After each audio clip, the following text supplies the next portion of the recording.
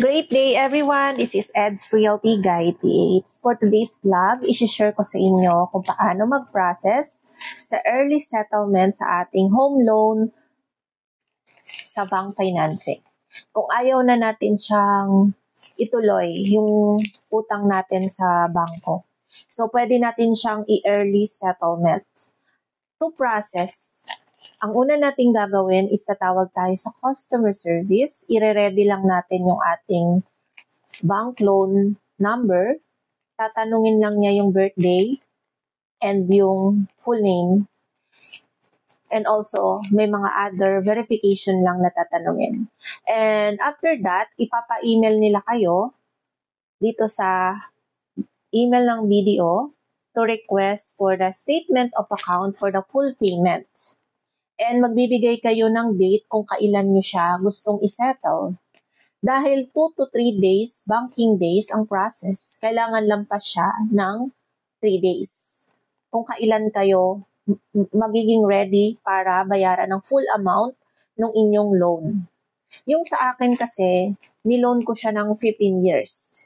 Para mababa yung aking monthly, mas mahaba siya and ma-avail yung lowest rate ng bank financing. And goal ko talaga na mabayaran siya as soon as possible.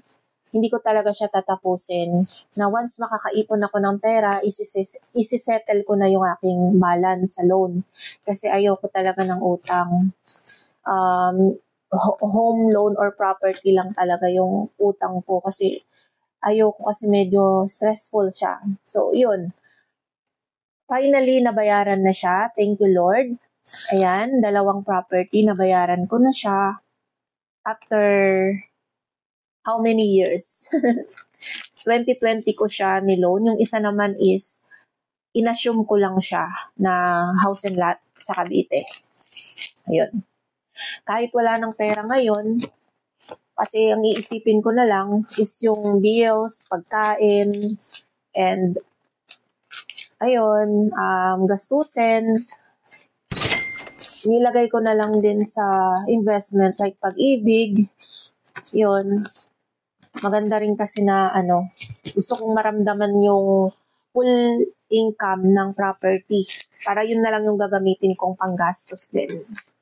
Yun. Sa mga gustong mag-full payment, yun lang yung process. I-email nyo lang. Then, mas maganda na sa anniversary date kayo magsisettle. Meaning, let's say kung naka 3 years, fixing rate kayo to avail the lowest rate. In the 3rd year nyo siya isisettle kung anong date matatapos yun. Yun yung anniversary date nyo. Pwede nyo naman talaga siyang i-avail yung loan, pero kung ayaw nyong tapusin yun, pwede naman mag-early settlement. May babayaran lang kayo na early settlement. Anyway, bibigyan naman kayo ng computation ni bank financing. Again guys, if you still have question, comment down below. This is Ed's Realty Guide PH. Don't forget to like, share, and subscribe my YouTube channel, and see you for the next vlog.